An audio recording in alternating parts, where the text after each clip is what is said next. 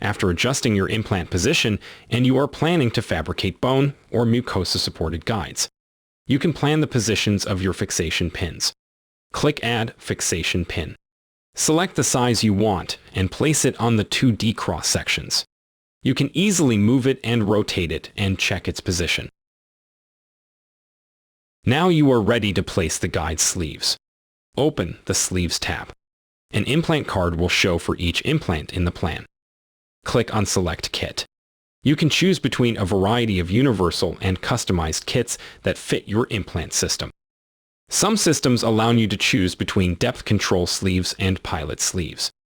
Click Apply Sleeve. Then you can adjust the offset.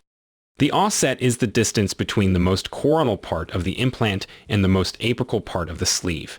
The software will automatically suggest the offset that is compatible with the surgical drill system. If you want to change the drill length for any reason, you can simply adjust your offset.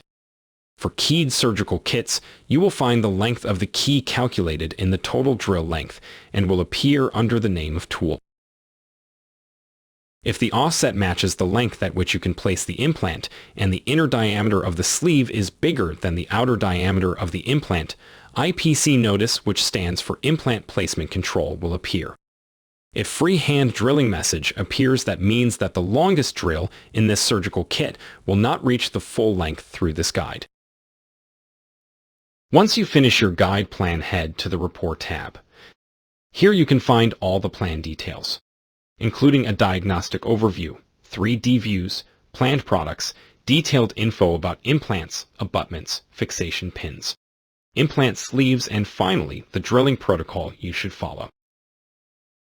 Now you are ready for having your guide.